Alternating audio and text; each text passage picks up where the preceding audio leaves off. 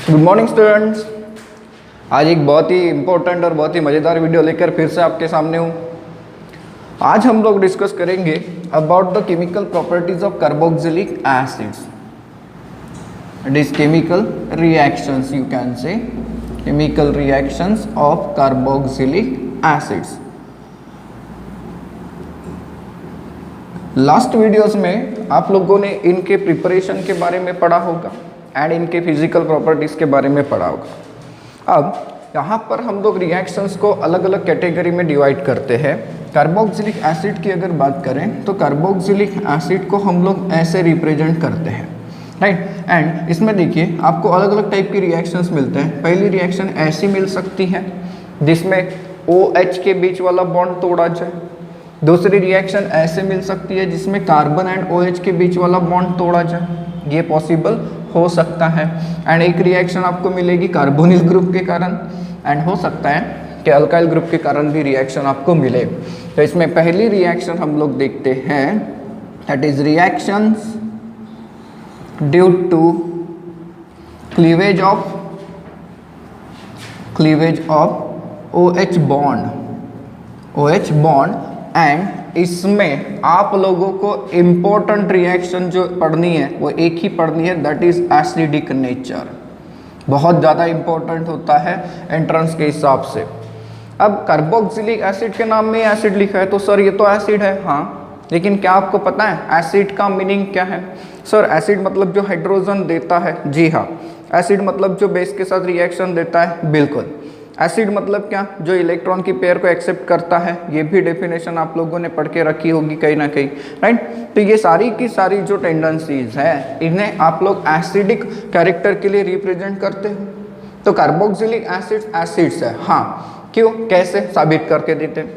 जब आप लोग कार्बोक्सिलिक एसिड का रिएक्शन किसी एक्टिव मेटल के साथ करते हो, फॉर एग्जाम्पल अगर आप लोग कार्बोक्सिलिक एसिड का रिएक्शन सोडियम मेटल के साथ करते हैं तो इट इज़ ऑब्जर्व दैट के हाइड्रोजन यहाँ से डिस्प्लेस हो जाता है, और हाइड्रोजन जब डिस्प्लेस हो जाता है तो यू विल ऑब्जर्व के एसिडिक नेचर साबित हो रहा है। This is sodium salt of carboxylic acid, जिसे आप लोग सोडियम कार्बोक्सिलेट भी कहते हो।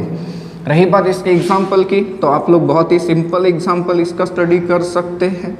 देखिए, well known acid that is acetic acid, and acetic acid का रिएक्शन अगर आपने सोडियम के साथ कैरी आउट करने के लिए रखा तो you will get sodium acetate, and this compound is called as sodium acetate and with the evolution of the hydrogen gas.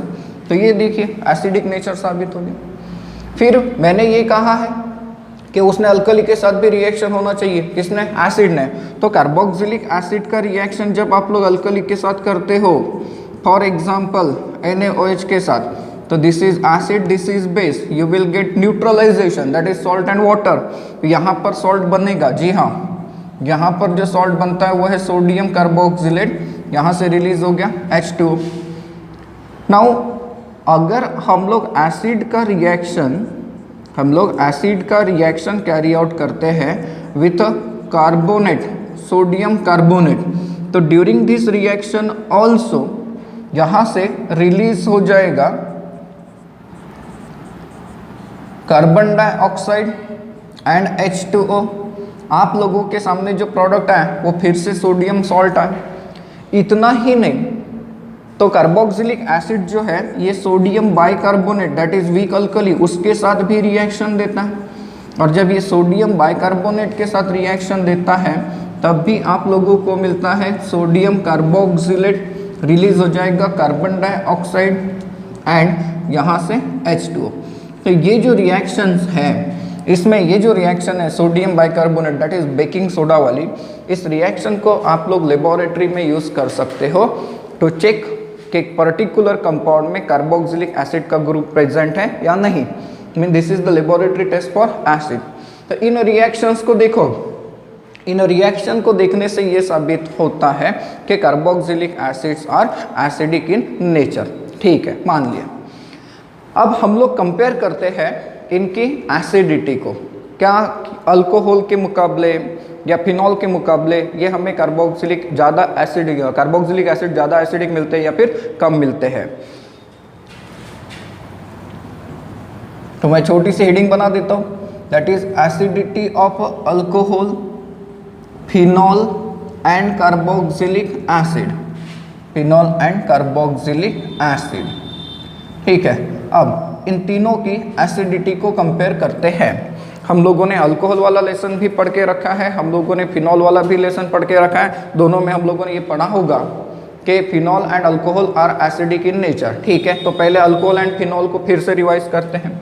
Alcohol की अगर आप बात करते हैं तो अल्कोहल ऐसा कंपाउंड होता है या नहीं होता, देखिए, एंड ये जब एसिड बिहेव करेगा तो हाइड्रोजन लॉस कर देगा, और जब हाइड्रोजन लॉस कर देगा तो आप लोगों के सामने ऐसा प्रोडक्ट आएगा जिसे आप लोग अल्कोक्साइड आयन कहते हो, राइट।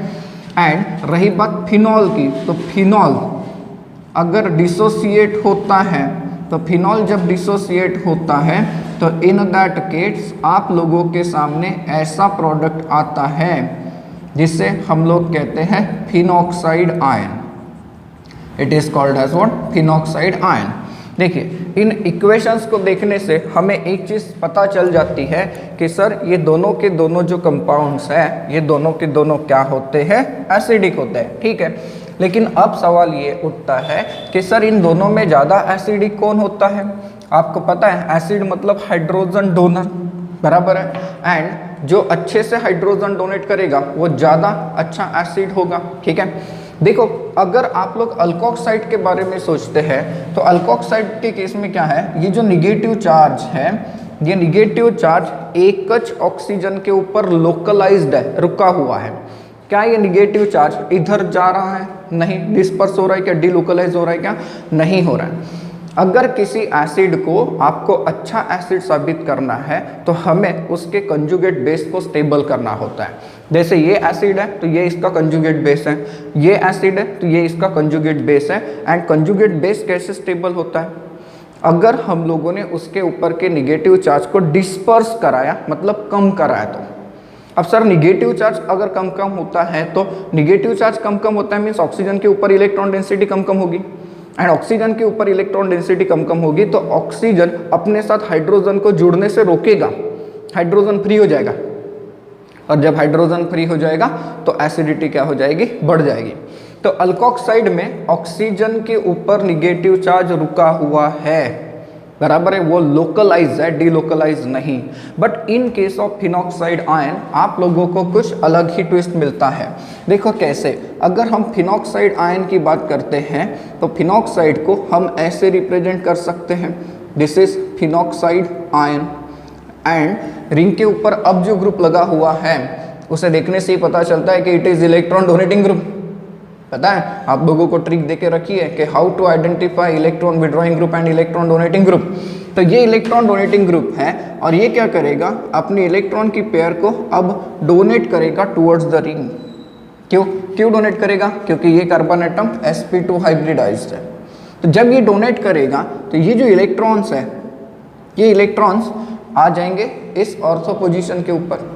एज अ रिजल्ट आप लोगों को पता चलेगा कि सर ऑक्सीजन के ऊपर का निगेटिव चार्ज डिस्पर्स हो गया, फैल गया, कम हो गया, और ये अब आ गया इस ऑर्थो पोजीशन के ऊपर। देखिए, और इस फिनोमिना को आप लोग क्या कहते हो? रेजोनेंस कहते हैं, इसे हम लोग कहते हैं रेजोनेंस। नाउ ये जो स्ट्रक्चर अब आपके सामने आया, इसमें निगेटिव चार्ज इस कार्बन के साथ फिक्स रहेगा क्या? नहीं, ये डिलोकलाइज होगा, रेजोनेंस का फिनोमिना देगा। अब ये निगेटिव चार्ज इन दो कार्बन के बीच में शिफ्ट होगा और ये इलेक्ट्रॉन की पेयर कहाँ पर आ जाएगी? पैरा पोजीशन पे आ जाएगी। ना ये अगर पैरा पोजीशन पे आ गई तो in that case you will observe कि निगेटिव चार्ज तो सर फिर से डिस्पर्स हो गया, बराबर है, निगेटिव चार्ज बहुत ज़्यादा बिजी हो रहा है रेजोनेंस में। देन फिर से अगर आप लोग इसका आगे का रेजोनेटिंग स्ट्रक्चर देखते हैं तो ये तो कुछ ऐसा बन जाएगा। तो यू विल ऑब्जर्व कि ये जो निगेटिव चार्ज है, ये निगेटिव चार्ज फिर से आगे डिलोकलाइज हो गया। अगर हम लोग फिर से आगे जाना चाहते हैं तो यू विल ऑब्जर्व कि सर अब ये स्ट्रक्चर ऐसा, अब आखिरी में इलेक्ट्रॉन जो है वो ऑक्सीजन के पास वापस आ रहे हैं और ये बन गया पहले वाले स्ट्रक्चर का opposite structure. Mean suppose this is structure 1 2 3 and this is 4, you will observe this is 5। तो यहाँ पर आप लोगों के पास यहाँ इतने रेजोनेटिंग स्ट्रक्चर्स मिले और इसमें एक चीज़ क्लियर हो गई कि ऑक्सीजन के ऊपर निगेटिव चार्ज जो है वो रुका हुआ नहीं है, बल्कि धीरे धीरे क्या हो रहा है, कम हो रहा है due to the phenomena of the resonance. बराबर है, due to the phenomena of the resonance ये क्या हो रहा है, कम हो रहा है। तो ऐसे केस में यू विल ऑब्जर्व कि phenoxide is more stable as compare to alkoxide, क्योंकि यहाँ पर तो निगेटिव चार्ज का डिस्पर्सल हुआ ही नहीं एंड दूसरी चीज यहाँ पर कोई रेजोनेटिंग स्ट्रक्चर मिला ही नहीं, जबकि इसके लिए तो 5 रेजोनेटिंग स्ट्रक्चर्स मिले। And resonating structures and stability का रूल क्या, जितने ज्यादा रेजोनेटिंग स्ट्रक्चर्स उतनी ज्यादा स्टेबिलिटी। तो ऑब्वियसली अल्कोक्साइड के मुकाबले फिनॉक्साइड ज्यादा स्टेबल है, ठीक है। अब ये फिनॉक्साइड कब बना, जब फिनॉल ने हाइड्रोजन दिया, राइट। अगर आप लोग फिनॉल के ऊपर भी सोचते हैं रेजोनेंस के बारे में, तो फिनॉल के केस में भी रेजोनेंस मिलता है। देखिए अगर आप लोग फिनॉल को चेक करें तो यू विल ऑब्जर्व कि sir OH group again electron donating group, ये ऐसा ग्रुप है, राइट। जब ये इलेक्ट्रॉन डोनेट करेगा टुवर्ड्स द रिंग, तो in that case you will observe कि ऑक्सीजन की एक पेयर चली जाने से इसके ऊपर आ जाएगा पॉजिटिव चार्ज, आपके पास ऐसा स्ट्रक्चर बन के आएगा। अगर आप लोग इसको आगे स्टडी करते हो तो अब रेजोनेंस करिए। रेजोनेंस ऐसे होगा, ये स्ट्रक्चर आपके सामने आएगा, right, this will be the structure. फिर से ये इलेक्ट्रॉन्स आगे मूव करेंगे एंड यू विल ऑब्जर्व कि निगेटिव चार्ज इस पोजीशन पे आएगा एंड अगेन अगर आप लोगों ने इन इलेक्ट्रॉन को वापस कर दिया यहाँ पर, तो इलेक्ट्रॉन ऑक्सीजन के वापस हो जाएंगे। आप लोगों के पास एक ऐसा रेजोनेटिंग स्ट्रक्चर आएगा जो कि पहले वाले का अपोजिट स्ट्रक्चर है। अगर अब आप लोग दोनों को कंपेयर करते हो, इन दोनों को कंपेयर करिए, सर फिनॉक्साइड एंड फिनॉल, दोनों केस में रेजोनेंस मिला, हाँ, लेकिन यू विल ऑब्जर्व कि फिनॉल के केस में जब आपको रेजोनेंस मिला तो सर चार्ज का सेपरेशन हो गया। देखिए पॉजिटिव चार्ज ऑक्सीजन के ऊपर आ गया एंड निगेटिव चार्ज कार्बन के ऊपर फैल रहा है। लेकिन जब फिनॉक्साइड का रेजोनेंस आप लोगों ने चेक किया तो यू विल ऑब्जर्व कि सिर्फ निगेटिव चार्ज कम हुआ, किसी एटम के ऊपर पॉजिटिव चार्ज दिखा क्या, नहीं। सर इससे क्या साबित होता है, अरे इससे ये साबित होता है कि फिनॉल के मुकाबले फिनॉक्साइड ज़्यादा स्टेबल है, फिनॉल के मुकाबले फिनॉक्साइड ज़्यादा स्टेबल है। अब फिनॉक्साइड मिलेगा कब, सर फिनॉल हाइड्रोजन देगा तब, मतलब फिनॉल हाइड्रोजन देके ज़्यादा स्टेबल हो रहा है। तो हाइड्रोजन देने वाला क्या है, एसिड हो रहा है। सो देयरफॉर अगर आप लोग एसिडिटी की बात करते हैं तो यू विल ऑब्जर्व के phenols are more acidic than alcohol. चलो ये क्वेश्चन रिवाइज हो गया, फिनॉल की एसिडिटी क्या हो गई, ज़्यादा होती है एज कंपेयर टू अल्कोहल। अब चलते हैं कार्बोक्सिलिक एसिड के तरफ, क्योंकि कंपैरिजन करके देना है। कार्बोक्सिलिक एसिड की अगर हम लोग बात करते हैं तो कार्बोक्सिलिक एसिड ये है ये कार्बोक्सिलिक एसिड। अब चलो कार्बोक्सिलिक एसिड क्या ऐसा नहीं होता है, कार्बोक्सिलिक एसिड ऐसा होता है और ये रेजोनेटिंग फॉर्म में रह सकता है ना। ये इलेक्ट्रॉन्स अगर यहाँ आ जाए तो ये इलेक्ट्रॉन किसके पास जा सकते हैं, ऑक्सीजन के पास। तो in that case you will observe के कार्बोक्सिलिक एसिड एक ऐसे फॉर्म में अपीयर हो रहा है। चलो ठीक है, मान लेते हैं कि कार्बोक्सिलिक एसिड ऐसे फॉर्म में अपीयर हो रहा है। अब कार्बोक्सिलिक एसिड एसिड है, मतलब इसे डोनेट करना पड़ेगा प्रोटॉन को, करा देते हैं। अगर कार्बोक्सिलिक एसिड अपना प्रोटॉन डोनेट करता है तो यू विल ऑब्जर्व कि आपके पास जो स्ट्रक्चर आएंगे वो क्या होंगे। चलो H पॉजिटिव रिलीज करा दिया, देन इसके बाद आप लोगों को एक जो स्ट्रक्चर अभी दिख रहा है, शायद आप लोग इसे ऐसे बना लेंगे। देखिए क्योंकि ये इलेक्ट्रॉन किसके पास चले गए, ऑक्सीजन के पास, ऑक्सीजन के ऊपर आ गया निगेटिव चार्ज। अब ये जो स्ट्रक्चर है, इस स्ट्रक्चर को अगर मैंने ऐसे लिखा तो इस स्ट्रक्चर को अगर मैंने ऐसे लिखा तो क्या ये रॉन्ग दिखता है, नहीं। ये दोनों के दोनों स्ट्रक्चर को ठीक से देखिए, ये दोनों के दोनों जो स्ट्रक्चर्स हैं ये बिल्कुल सेम है एंड इन्हें हम लोग कहते हैं इक्विवेलेंट स्ट्रक्चर। क्या कहते हैं हम लोग, इक्विवेलेंट स्ट्रक्चर। क्या फिनॉल के लिए या फिर फिनॉक्साइड के लिए आपको इक्विवेलेंट स्ट्रक्चर मिले, नहीं। अब एक चीज याद रखिए, हमें ये पता है कि जितने ज़्यादा रेजोनेटिंग स्ट्रक्चर्स मिलते हैं, means more the resonating structures more will be the stability. तो ये हम लोगों ने अल्कोक्साइड वर्सेस फिनॉक्साइड में कंपेयर किया। But stability and resonating structures में एक और कंडीशन होती है कि more the number of equivalent resonating structure, more will be the stability. In case of the phenoxide ion, you do not receive any kind of the equivalent structure, but in case of carboxylate ion, we have two equivalent structures, and therefore now we can say that carboxylate ion is much more stable as compared to phenoxide ion, and hence the result is that result क्या मिला कि sir carboxylic acid ज़्यादा acidic रहेगा as compare to the phenol. तो अगर आप लोग acidity की बात करते हैं तो जो हमने पहले पढ़ा था कि phenols are more acidic than alcohol, अब हम लोग कह सकते हैं कि carboxylic acids are more acidic than phenol and phenol is more acidic than alcohol.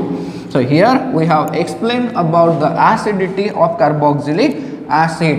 Carboxylic acids are much more acidic as compared to the phenols and corresponding alcohols. मैंने heading दी है effect of substituents on the acidity of carboxylic acids। मतलब क्या कि carboxylic acid के ऊपर अगर आप लोगों ने सब्स्टिट्यूएंट लगाए तो उसका एसिडिटी के ऊपर क्या फर्क पड़ता है, तो कैसे फर्क पड़ता है ये हम लोग समझेंगे। एक रिवीजन देख लीजिए। कार्बोक्सिलिक एसिड्स एसिड है, हमें ये पता है, राइट। कार्बोक्सिलिक एसिड्स क्या है, एसिड्स है, और ये इस तरीके से एसिडिक नेचर शो करते हैं, बराबर है। एसिडिक नेचर इस तरीके से शो करते हैं, दिस इज एसिड। अब कार्बोक्सिलिक एसिड की एसिडिटी आप लोग कैसे कैलकुलेट करोगे, कैसे डिटरमाइन करेंगे, तो sir in terms of the dissociation constant, बराबर है।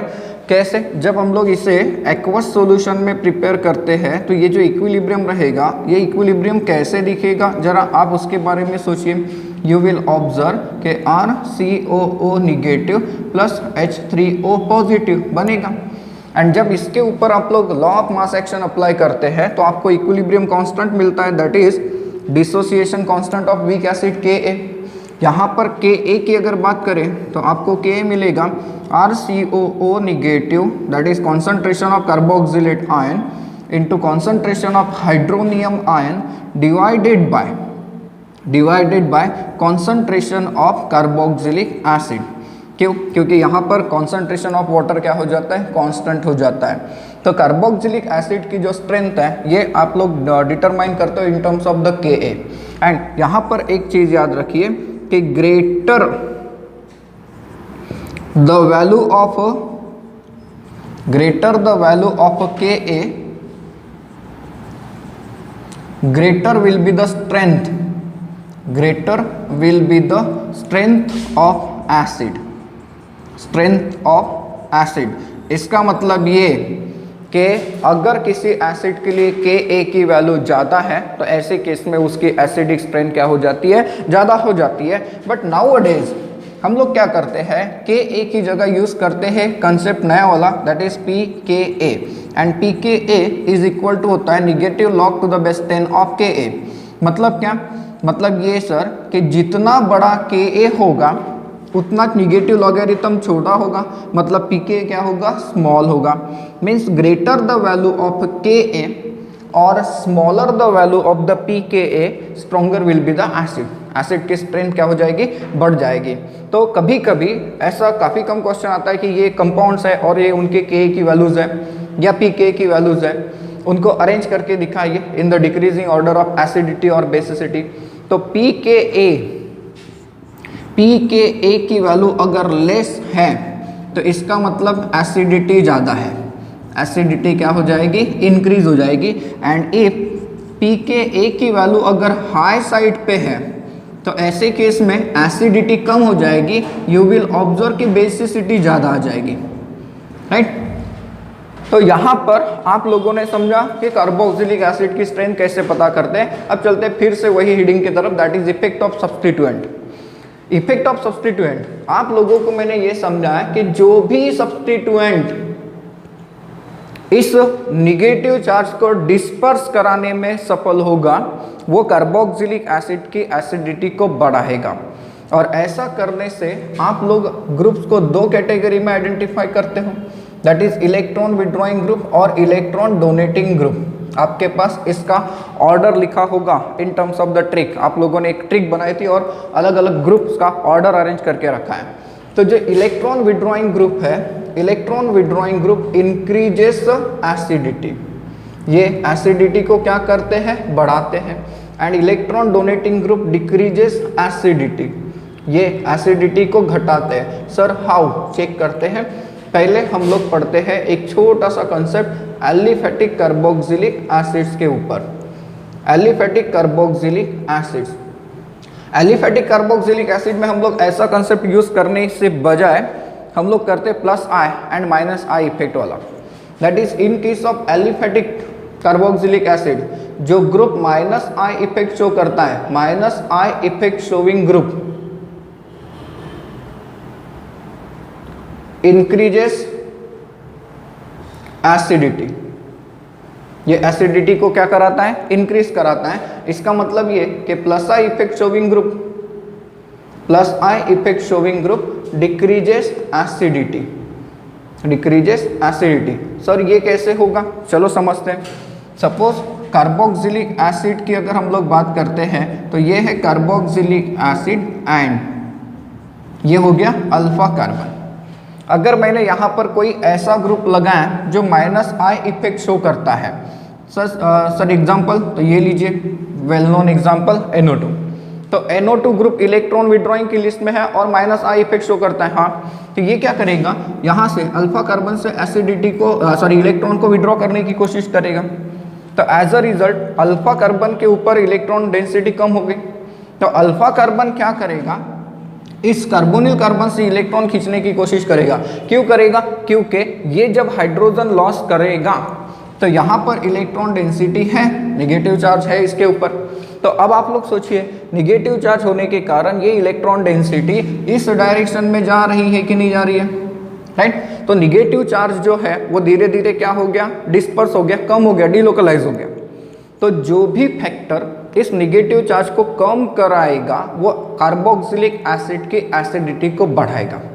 सो देयरफॉर मैंने आपको बताया कि in case of aliphatic carboxylic acid जो group minus I effect show करते हैं वो एसिडिटी को क्या करते हैं, बढ़ाते हैं। इससे उल्टा अगर यहाँ पर आपने इलेक्ट्रॉन डोनेटिंग ग्रुप मतलब प्लस आई इफेक्ट शो करने वाला ग्रुप लगाया होता, तो मान लीजिए कि आपके पास कोई ऐसा ग्रुप लगा हुआ कार्बोक्सिलेट आयन है जो कि प्लस आई इफेक्ट देता है ना, प्लस आई इफेक्ट। तो प्लस आई इफेक्ट, चलो अल्काइल ग्रुप ही ले लेते हैं, सिंपल एग्जांपल। तो अब यहाँ पर ध्यान दीजिए, यू विल ऑब्जर्व कि सर प्लस आई इफेक्ट के कारण ये मिथाइल ग्रुप अपने इलेक्ट्रॉन अल्फा कार्बन की तरफ रिलीज करेगा। अब अल्फा कार्बन के ऊपर इलेक्ट्रॉन्स आ गए तो वो अपने बाजू वाले कार्बन पे इलेक्ट्रॉन डेंसिटी को डिस्पर्स कराएगा। In that case carbon oxygen की तरफ और ज़्यादा इलेक्ट्रॉन डेंसिटी रिलीज करने की कोशिश करेगा, तो ऑक्सीजन के ऊपर निगेटिव चार्ज बढ़ गया। तो ऑक्सीजन का निगेटिव चार्ज डिस्पर्स हुआ क्या, नहीं हुआ।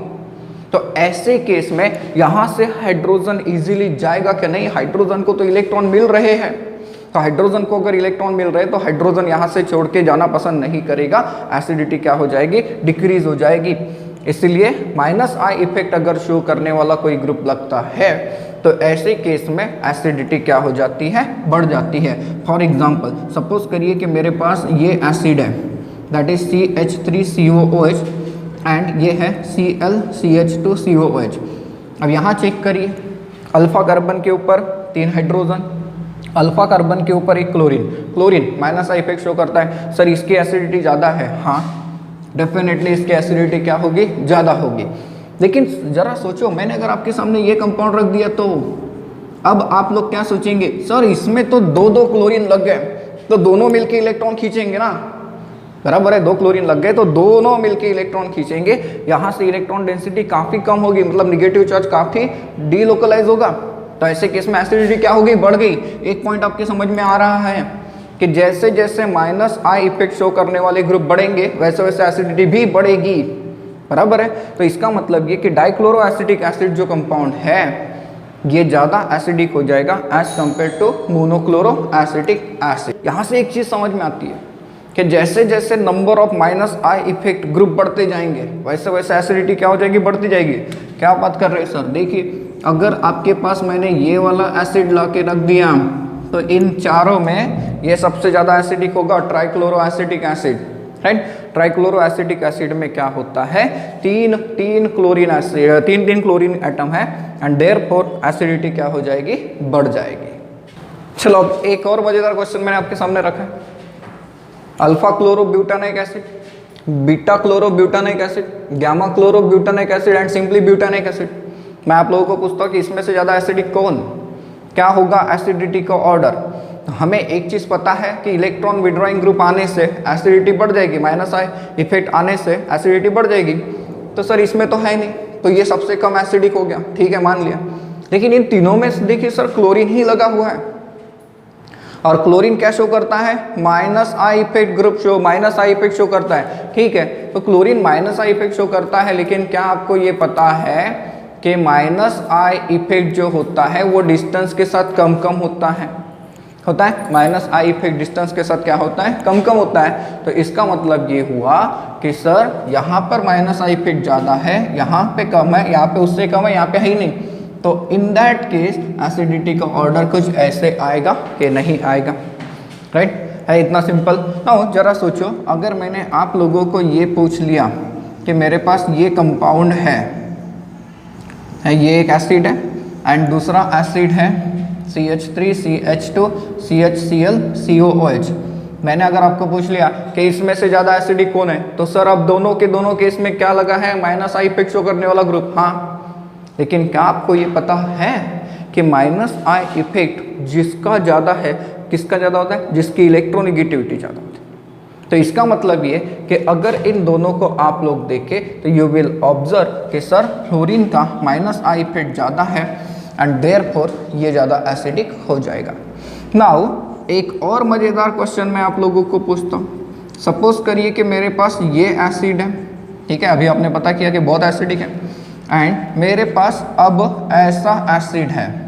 तो आप लोग बताइए इसमें ज़्यादा एसिडिक कौन सा हो गया, ज़्यादा एसिडिक कौन? सर क्लोरीन के मुकाबले फ्लोरीन का माइनस आई बहुत ज़्यादा होता है, तो ये होना चाहिए।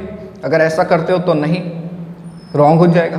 सोचिए क्यों, क्योंकि यहाँ पे क्लोरीन कितने लगे, दो। अरे भैया एक से भले दो, तो इन दोनों का माइनस आई इफेक्ट मिलकर फ्लोरीन के माइनस आई इफेक्ट के मुकाबले ज़्यादा होगा।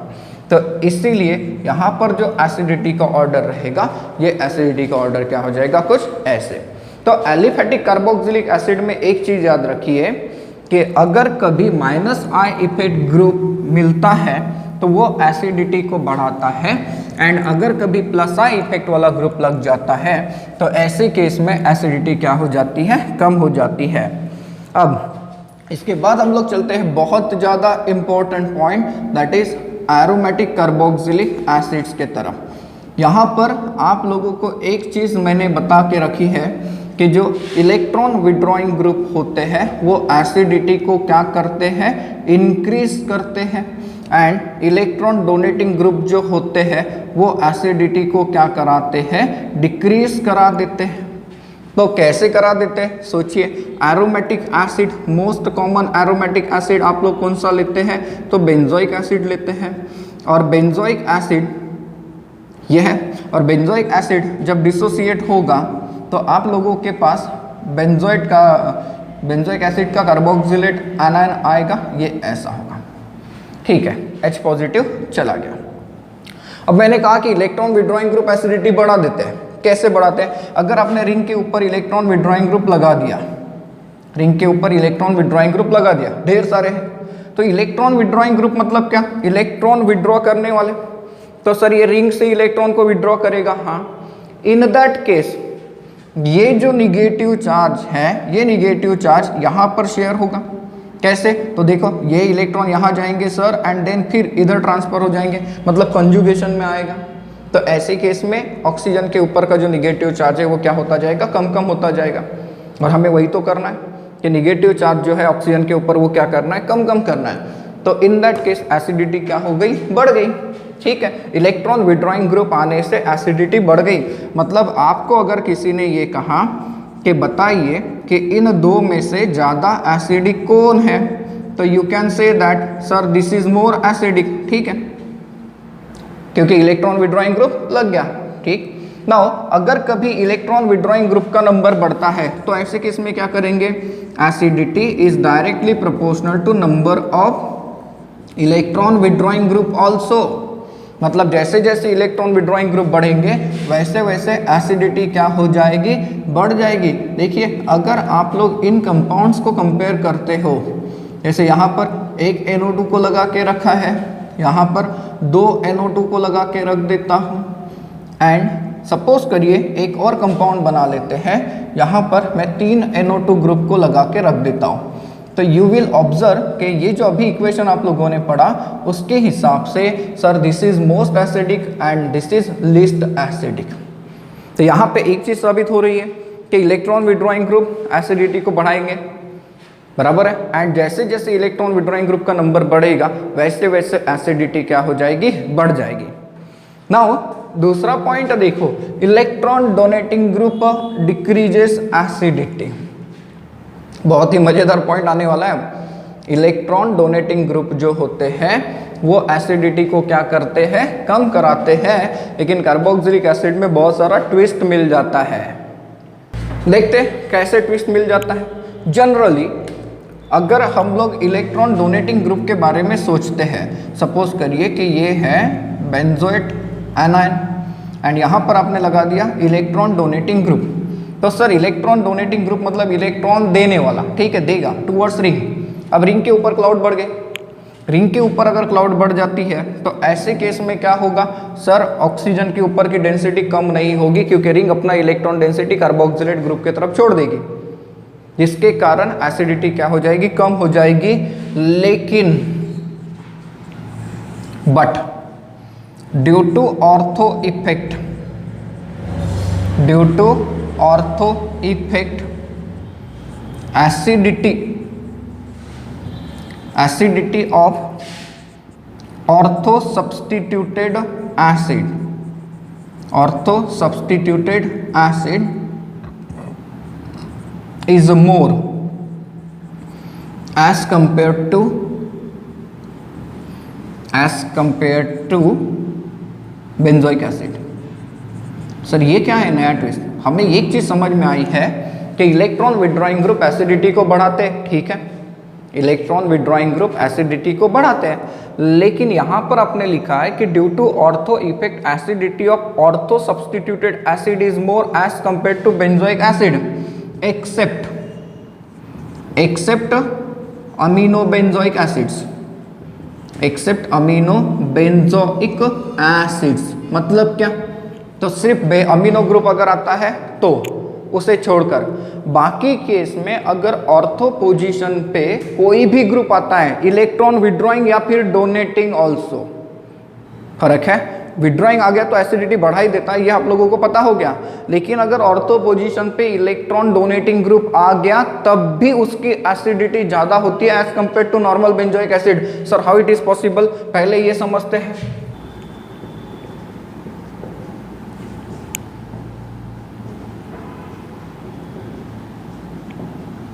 चलो आपके सामने दो एग्जांपल रखा है, benzoic acid and ortho toluic acid, right, और you can say ortho methyl benzoic acid.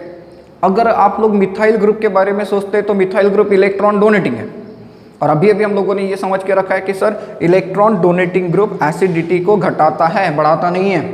तो इसका मतलब ये यू कैन से दैट कि सर ये यहाँ पर एसिडिटी का ऑर्डर ऐसा होना चाहिए, बिल्कुल ऐसा ही सोच सकते हैं आप लोग, लेकिन ऐसा आंसर अगर दिया तो ये हो गया रॉन्ग। इसमें आप लोगों को जो ऑर्डर मिलता है एसिडिटी का वो ऑर्डर ऐसा होता है, benzoic acid is less acidic as compare to ortho toluic acid. Sir how it is possible, आप ही ने बताया कि इलेक्ट्रॉन डोनेटिंग ग्रुप एसिडिटी को कम कराता है। अब आप ही बता रहे कि ऑर्थो पोजीशन पे अगर इलेक्ट्रॉन डोनेटिंग ग्रुप है तो एसिडिटी बढ़ गई, तो सोचना पड़ेगा। इसे हम लोग कहते हैं ऑर्थो इफेक्ट, इसे हम लोग क्या कहते हैं, ऑर्थो इफेक्ट। तो ऑर्थो इफेक्ट के कारण सर ऐसा क्या चेंज होता है कि जिसके कारण एसिडिटी जो कम होनी चाहिए थी वो बढ़ जाती है, सोचना पड़ेगा। चलिए ऑर्थो पोजीशन पे अगर हम लोग ऑर्थो पोजीशन पे अगर हम लोग इलेक्ट्रॉन डोनेटिंग ग्रुप लगाते हैं ये वाला एसिड, ये वाला एसिड है, तो इन दैट केस ये जब डिसोसिएट होगा, एसिड है तो डिसोसिएट होगा, तो ये जब डिसोसिएट होगा तो in that case you will observe कि ये ऐसा कार्बोक्सिलेट आयन बना के रखेगा। ठीक है, ये भी सही है, और यहाँ पर है निगेटिव, सॉरी ये एक ऑक्सीजन, बिल्कुल ऐसा कार्बोक्सिलेट आयन आ रहा है सर, हाँ, लेकिन अब इलेक्ट्रॉन डोनेटिंग ग्रुप होने के बावजूद भी एसिडिटी बढ़ती है। बहुत ही इंपॉर्टेंट पॉइंट है, देखिए कैसे, क्यों बढ़ती है, इसका इम्पैक्ट क्या होता है। ये इलेक्ट्रॉन डोनेटिंग ग्रुप है, ठीक है, इलेक्ट्रॉन डोनेटिंग ग्रुप है, तो ये इलेक्ट्रॉन डोनेटिंग ग्रुप इसके साथ क्या करता है, रिपल्शन शो करता है, यहां पर रिपल्शन शो करता है, रिपल्शन है, रिपल्शन शो होता है।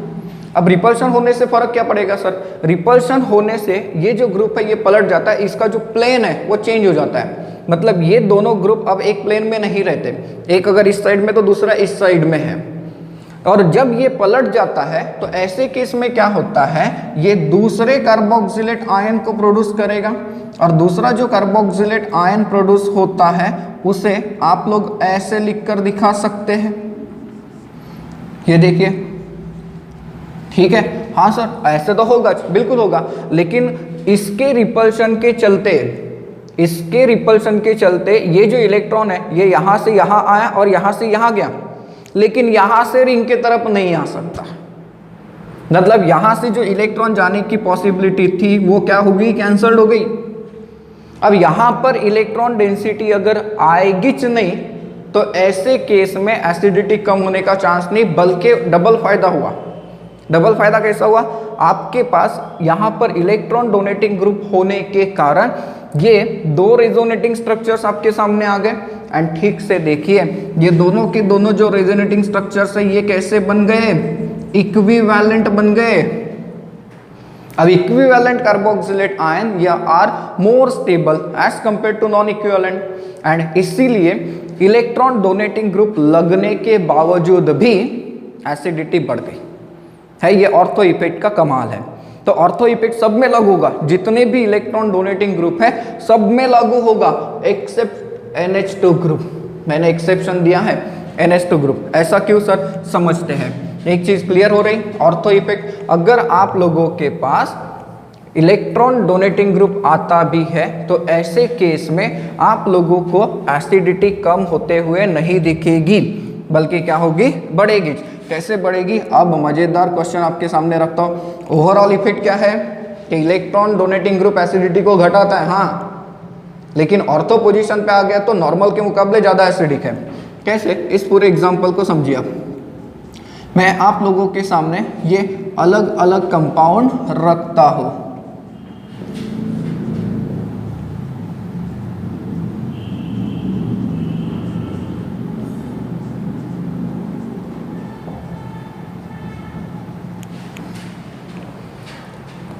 देखो अब इस एग्जांपल को, यहां पर मैंने इलेक्ट्रॉन डोनेटिंग ग्रुप लगा के रखा है, हाँ, लेकिन ऑर्थो पे है, मेटा पे और पैरा पे है। क्या आपको पता है कि मिथाइल ग्रुप कौन सा इफेक्ट देता है, प्लस आई, बराबर ना। ये मिथाइल ग्रुप कौन सा इफेक्ट देता है, प्लस आई, जिससे हम लोग पॉजिटिव रेजोनेंस की तरफ भी देख सकते हैं। हाइपर कॉन्जुगेशन के कारण ये पॉजिटिव रेजोनेंस या फिर हाइपर कॉन्जुगेशन दे रहा है हमें। तो ऐसे केस में आप लोगों को पता है कि इलेक्ट्रॉन डोनेटिंग ग्रुप अगर आता है तो एसिडिटी क्या हो जाती है, कम हो जाती है। लेकिन ऑर्थो इफेक्ट के कारण एसिडिटी क्या हो जाती है, बढ़ जाती है। तो सर इसका मतलब ये हो रहा है कि इसमें सबसे ज्यादा एसिडिक कौन है, सेकेंड वाला कंपाउंड। हाँ, सेकेंड वाला कंपाउंड सबसे ज्यादा एसिडिक हो गया। लेकिन अब बाकी केसेस में सोचिए, यहां पर कोई भी ग्रुप नहीं है और ये इलेक्ट्रॉन डोनेटिंग ग्रुप है, मतलब एसिडिटी को क्या करेंगे, कम करेंगे। तो सर 2 के बाद किसका नंबर आएगा, 1 आएगा। 2 के बाद किसका नंबर आएगा, 1। लेकिन अब 3 और 4 में से किसका नंबर पहले आएगा, 3 और 4 में से पहले किसका नंबर आएगा, 3 का आएगा, बाद में आएगा 4 का। सर ऐसा क्यों, ये देखिए यहाँ पर आपको प्लस आई इफेक्ट तो दे रहा है एंड ये मेटा पोजीशन पे है, तो मेटा पोजीशन पे कोई इफेक्ट काम करता है क्या, नहीं। तो ऐसे केस में ये क्या करेगा, इलेक्ट्रॉन डेंसिटी बढ़ाने में हेल्प कर देगा, एसिडिटी क्या हो जाएगी, कम हो जाएगी। तो सबसे कम एसिडिक कौन सा आ गया, नंबर 4। सोचिए एक और इफेक्ट लगा देते हैं। यहाँ पर अगर मैंने लगा दिया मिथॉक्सी ग्रुप, यहाँ पर मैं मिथॉक्सी ग्रुप को यहाँ रख देता हूँ,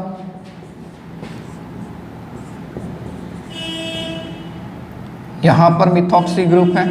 इन तीनों की एसिडिटी को कंपेयर करिए, तो इन तीनों की एसिडिटी को अगर आप लोग कंपेयर करते हैं तो सर ऑर्थो इफेक्ट के कारण 1 बहुत ज़्यादा एसिडिक हो गया, हाँ, लेकिन 2 नंबर पे कौन आएगा? तो 2 नंबर पे आएगा ये, माना इलेक्ट्रॉन डोनेटिंग है लेकिन कोई भी इफेक्ट शो नहीं करता, मेटा पोजीशन पे है, तो मेटा पोजीशन पे है, सो यहाँ पर सिर्फ और सिर्फ माइनस आई इफेक्ट काम कर रहा है इसका, लेकिन यहाँ पर minus I and plus M दोनों है, ये पॉजिटिव इलेक्ट्रॉन डोनेटिंग ग्रुप भी है और माइनस आई शो करने वाला ऑक्सीजन भी है, तो माइनस आई तो यहाँ पे काम करता नहीं क्योंकि डिस्टेंस काफ़ी ज़्यादा बढ़ गया। तो ऐसी केस में ये सिर्फ प्लस एम देगा, तो एसिडिटी को क्या करा देगा? घटा देगा। देखिए ऑर्थो इफेक्ट के कारण इतना ज़्यादा प्रॉब्लम हो रहा है। अब इस केस को देखो, हैलोजन लगा के रख दिया हम लोगों ने, यहाँ पर जो क्लोरीन लगा है, इस क्लोरीन का इफेक्ट कौन सा होता है? तो sir chlorine minus I effect show करने वाला ग्रुप है, ठीक है, and minus I effect show करने वाला ग्रुप तो है ही है, ऑर्थो पे लगा है, तो माइनस आई के कारण ये इलेक्ट्रॉन डेंसिटी काफ़ी जल्दी खींचेगा, काफ़ी पास में है, तो सबसे ज़्यादा एसिडिक कौन हो गया? 1। फिर सर अगर हम लोग इसके बारे में सोचते हैं तो यू विल ऑब्जर्व कि यहाँ पे माइनस आई, यहाँ पे माइनस आई, तो यहाँ पर जो माइनस आई है ये तो कोई काम का नहीं होता। क्यों नहीं होता? क्योंकि डिस्टेंस के साथ माइनस आई कम होता है, यहाँ पे देखिए डिस्टेंस बहुत कम है, तो फिर यहाँ जो ऑर्डर आपको मिला ये ऑर्डर ऐसा मिला, मतलब इन case of hello acids, in case of hello acids आप लोगों को ऑर्डर कैसा मिल रहा है? ऑर्थो मेटा पैरा मिल रहा है, ऑर्थो मेटा पैरा। अब चलते हैं NH2 ग्रुप की तरफ। मैंने आपको कहा था कि NH2 ग्रुप वाले कंपाउंड एक्सेप्शंस में आ रहे हैं, तो एक एसिड्स में एक्सेप्शन कैसे आता है? वहाँ पर आप लोगों को ऑर्थो इफेक्ट नहीं मिलता। सब इस केस में आप चेक करो तो सबसे पहले तो सर ये ऑर्थो पे लगा हुआ है, तो ऑर्थो इफेक्ट देगा क्या? तो मैं अभी आपको ये बता रहा हूँ कि ये ऑर्थो इफेक्ट नहीं देता। तो सर ऑर्थो इफेक्ट नहीं देता मतलब ये इलेक्ट्रॉन डोनेटिंग ग्रुप है, एसिडिटी को क्या करेगा? कम करेगा। तो ये इलेक्ट्रॉन डोनेटिंग ग्रुप है, एसिडिटी को कम करेगा, तो सबसे ज़्यादा जो एसिडिक कंपाउंड आपको दिखेगा, ये सबसे ज़्यादा कंपाउंड एसिडिक क्या हो गया? 4। लेकिन सर अब ये सवाल आता है कि इन तीनों में ज़्यादा एसिडिक आप लोगों को कौन मिलेगा? यहाँ पर आप लोग अगर देखें तो ये इलेक्ट्रॉन डोनेटिंग, लेकिन रेजोनेंस कहाँ पर ऑपरेट होता है? ऑर्थो एंड पैरा पे, मेटा पे होता है क्या? नहीं। तो सर ये मेटा पोजीशन पे है, मतलब ये इसकी डेंसिटी को नहीं बढ़ाएगा, तो फिर 2 नंबर पे कौन रहेगा? Meta amino benzoic acid. लेकिन सर अब इन दोनों में अगर हम लोग देखें तो इन दोनों में ज़्यादा एसिडिक कौन है? तो यहाँ पर देखिए ये माइनस आई, ये प्लस आई के साथ साथ, ये प्लस आर के साथ साथ, प्लस एम के साथ साथ माइनस आई भी तो देता है, तो माइनस आई, यहाँ पर माइनस आई कैंसिल हो जाएगा, तो अब आएगा 1 एंड सबसे आखिरी में कौन आ जाएगा? 3। तो जो अमीनो बेंजोइक एसिड्स है, अमीनो बेंजोइक एसिड्स है, इसमें आप लोगों को कैसा ऑर्डर मिलता है? तो मेटा ज़्यादा एसिडिक मिलता है, फिर उसके बाद क्या मिलता है? ऑर्थो, और उसके बाद मिलता है पैरा। लेकिन क्वेश्चन अभी भी लटका हुआ है कि सर यहाँ पर ऑर्थो इफेक्ट लागू क्यों नहीं हुआ? तो यहाँ पे ऑर्थो इफेक्ट क्यों लागू नहीं हुआ? इसका रीज़न देखिए, यहाँ पर जो इलेक्ट्रॉन डोनेटिंग ग्रुप है, ये देखिए अमीनो ग्रुप है, एंड ये है COOH ग्रुप है, ये COOH ग्रुप। तो ये जो COOH ग्रुप है ये क्या करता है? यहाँ पर इंटरमॉलिक्यूलर हाइड्रोजन बॉन्डिंग बना देता है, इंटरमॉलिक्यूलर हाइड्रोजन बॉन्डिंग, जिसके कारण क्या हुआ? प्लेन तो चेंज नहीं हुआ, प्लेन चेंज नहीं हुआ, इसलिए ये इलेक्ट्रॉन एसिडिटी को नहीं बढ़ाएगा बल्कि उसके साथ बाइंड हो गया। तो बाइंड हो गया तो ऐसे केस में हाइड्रोजन जो है वो जाएगा तो सही, लेकिन थोड़ी डिफिकल्टी के साथ जाएगा। इसीलिए ऑर्थो इफेक्ट जो होता है एरोमेटिक कार्बोक्सिलिक एसिड में, वो अमीनो ग्रुप के ऊपर काम नहीं करता, बाकी सारे ग्रुप के ऊपर वो काम करता है। फिर चाहे मिथाइल ग्रुप लीजिए, इलेक्ट्रॉन डोनेटिंग है, मिथॉक्सी ग्रुप लीजिए, इलेक्ट्रॉन डोनेटिंग ग्रुप है, हाइड्रोक्सी ग्रुप ले लीजिए, उसमें भी आप लोगों को ये इफेक्ट मिलेगा। एंड अलग अलग ग्रुप जब रहेंगे सेम पोजीशन पे, तो आपको कंपेयर करना है उनके पावर को कि कौन ज़्यादा इलेक्ट्रॉन डोनेटिंग है या फिर कौन ज़्यादा इलेक्ट्रॉन विड्रॉइंग है, उस हिसाब से एसिडिटी बढ़ेगी और कम होगी।